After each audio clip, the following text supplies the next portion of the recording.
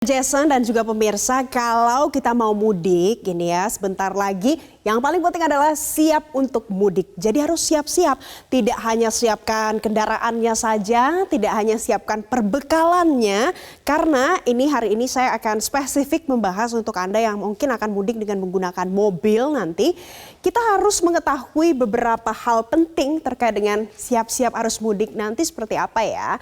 Jadi arus mudik lebaran ini pemberlakuan sistem one way atau sistem satu arah ini pasti nanti akan diberlakukan. Kapan? Nanti di 18 sampai dengan 21 April 2023. Lokasinya pemirsa mulai dari kilometer 72 sampai di kilometer 14 nanti. Jadi pada saat Anda yang akan berangkat dari daerah Jakarta atau di bagian barat Pulau Jawa menuju ke arah timur sampai ke Surabaya nanti, ini perlu menjadi catatan. Jadi Anda tahu kapan pemberlakuan sistem one way ini akan dilakukan.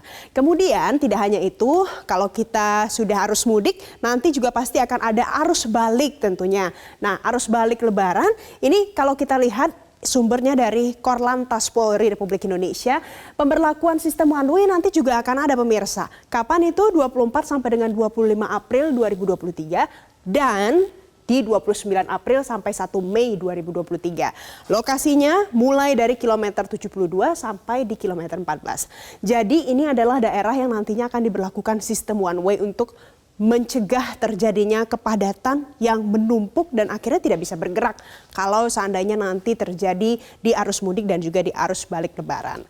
Tidak hanya itu yang harus kita perhatikan, apalagi prediksi puncak arus mudik lebaran. Ini juga penting sekali pemirsa. Jadi pada saat Anda akan berangkat mudik pulang kampung dan balik lagi ke Jakarta, harus diperhatikan betul kapan ya prediksi puncak arus balik. Jadi Anda bisa mewaspadai terjadinya penumpukan kendaraan itu terjadi kapan ya paling menumpuk sekali dan paling padat, yaitu nanti di tanggal 19 sampai dengan 21 April.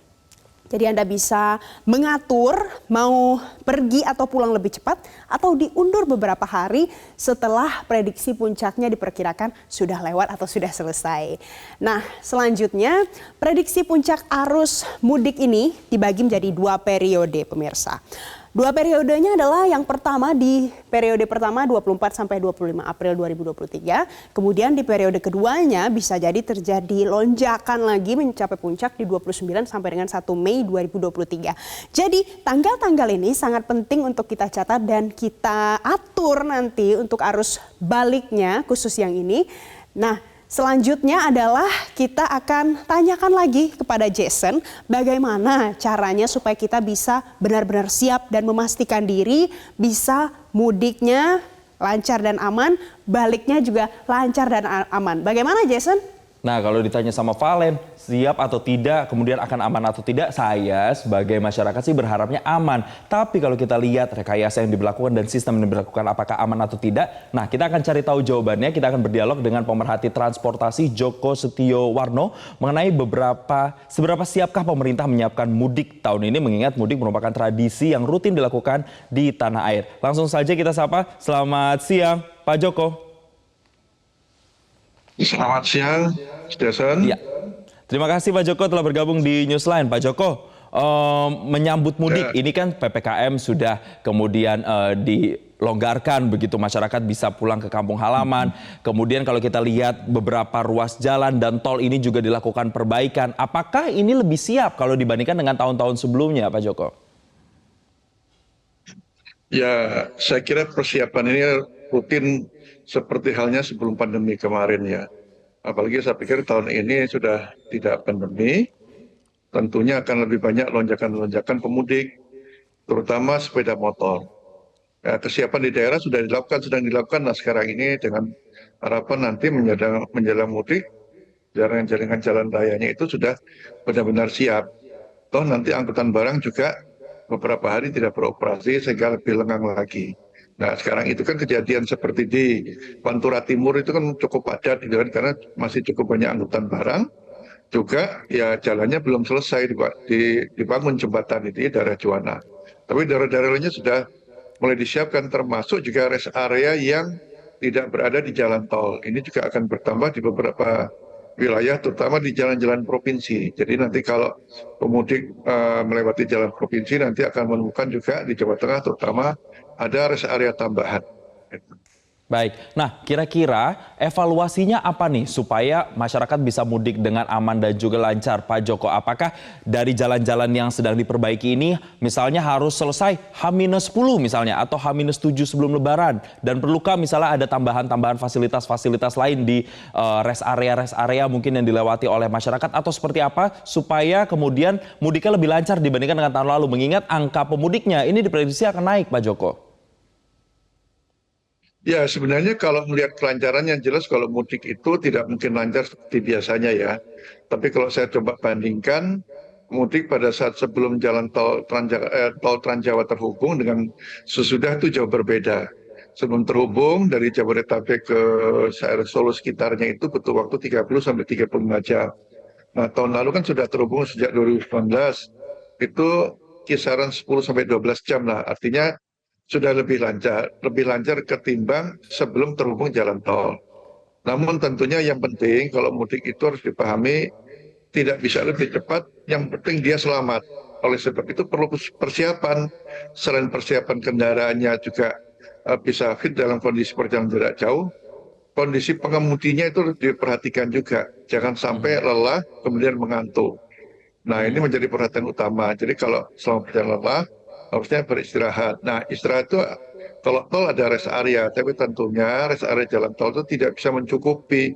Oleh sebab itu, semoga pengelola jalan tol nanti memberikan informasi, kira-kira informasi kondisi rest area yang ada, sehingga pemudik lewat jalan tol akan menjadi alternatif jalan non-tol. Nah, bagi pemudik tidak harus jalan non-tol pun sebenarnya cukup bagus. Cuman bedanya kalau tol itu kan tidak bersinggungan dengan sepeda motor. Nah, kalau non-tol ini dengan arteri itu dengan sepeda motor. Jadi harus lebih berhati-hati nantinya.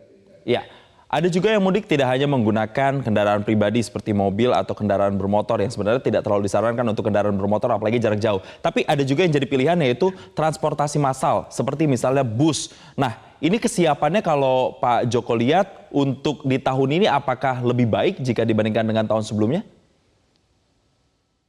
Ya, angkutan umum itu kan ada yang bayar, ada yang gratis sekarang ya.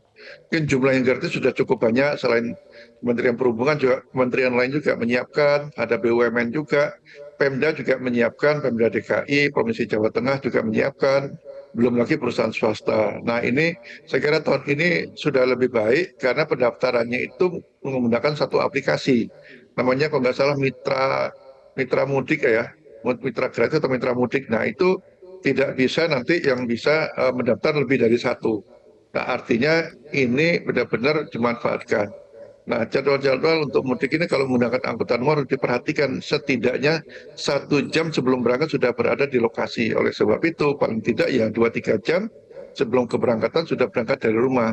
Jadi ada perhitungan antara tempat dia berangkat menuju lokasi pemberangkatan. Jangan sampai umpamanya dengan kereta, itu kan sudah tepat waktu, jangan sampai dia terlambat. Soalnya kalau terlambat, kasusnya hilang, mau beli yang baru juga susah. Kalau bis ada kemungkinan, ya masih ada tambahan armada lainnya. Tapi khusus mudik gratis ini kita apresiasi lah, pemerintah menambah cukup banyak, terutama yang lewat laut. Nah, laut ini nampaknya masih sepi, jadi bisa dimanfaatkan juga. Ya, kapal-kapal laut yang menggunakan sepeda motor gratis itu infonya juga ada apa mendapat ini voucher ataupun ada hadiah-hadiah tertentu lah akan diberikan pada pemudik menggunakan kapal. Nah, kalau yang darat saya kira sudah penuh semua nih, terutama ya bis dan kereta, tapi laut masih kurang. Jadi silakan menggunakan jalur laut. Baik, ada alternatif lain yang juga bisa digunakan, salah satunya pelayaran atau lewat jalur laut, dan pemerintah sudah berfokus untuk bisa membangun infrastruktur yang lebih baik, tapi kemudian dikembalikan lagi ke kita sebagai masyarakat untuk juga bisa memperhitungkan waktu-waktunya, mengingat tanggal 19 sampai 21 April ini juga menjadi peaknya, dan kemudian ada lonjakan dari pemudik juga di tahun ini dibandingkan tahun sebelumnya. Terima kasih Pak Joko Setiawarno, pengamat transportasi, telah bergabung dan memberikan pencerahan bersama kami di Newsline siang ini. Hari ini selamat beraktivitas kembali.